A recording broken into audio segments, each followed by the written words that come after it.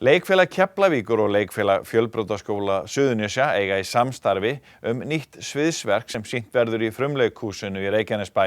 Við kíktum í leikhúsið og kynntum okkur hvað væri á leiðinni á fjalirnar hér suður með sjó. Jæja strákar, hvað er að gerast hérna í leikhúsi Keflavíkur? Herðu, við erum að setja upp stórskemmtilegt verk í anda Aladín. Fyrir alla fjölskylduna. Sem að kallast Eitt töfrateppi takk. Því mjög skemmtilega nafni.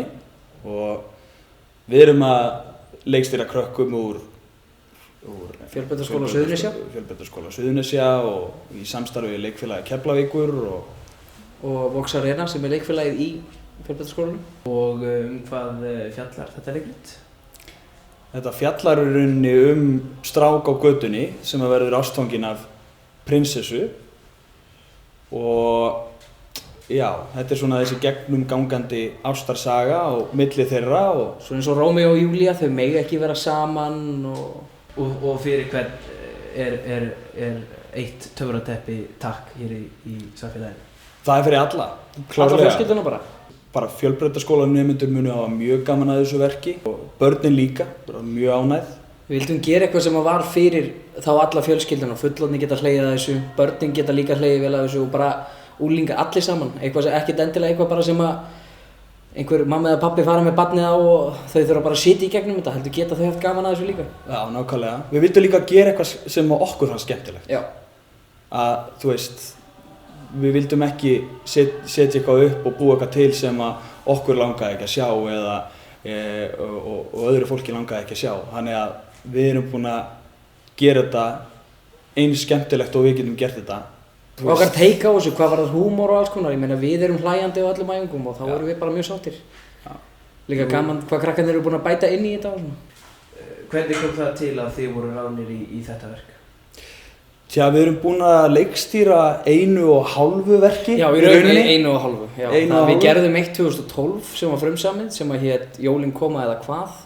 Það var verki í fullu verki sem við sömdum upp bara frá grunni og varum 2 tímar. Og 2010, jú, þá gerðum við hérna... Daginn fyrir jól. Já, það var 40 mínútur, það var frítt inn fyrir alla, þetta var bara svona... Við langaði að gera eitthvað þegar við vorum með unglingarleikfélagið. Það var svona fyrsta skipti sem við leikstýrum. Og margir sem voru með okkur þá og voru bara krakkar í 7. og 8. bekk eru núna komnir í framhaldsskóla, þekki okkur mjög vel. Einhver þeirra eru í þessu verki? Já. Og við vildum líka nýta hérna á Suðurnesjum, þetta er náttúrulega rosa mikil tónlistabær og ekki, sko, dansin er líka rosalega mikil. Hérna erum við með danskompani og brindballett og ótrúlega mikil hæfileiki dansi og við erum með 2 danshöfunda, Díunu og Ingu Sól, sem að gera rosalega flotta vinnu og rosalega flott að dansa og söngatriðin eru rosalega flott og vel sungin, þau eru alveg búin að... Þetta er bara ákveðin upplifun sem við viljum gefa fólki. Þau mæta hérna í okkar litla leikhús hérna á Suðurnesjum og þau fá upplifun bara eins og þau séu á stærra sviðinu í bænum. Bara á einhverju risastóru sviði með flottum leikurum að því hver einasti leikari í þessu er rosalega bara að standa sig allir svo ógeðslega vel.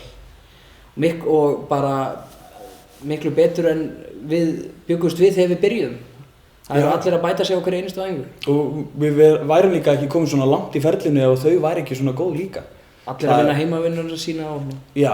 Og hvenær er frumsýning?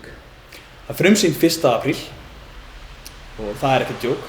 Það er ekkert aprílgabb og þið getið séð auglýst sýningar á síðu leikfélagsins, lk.is.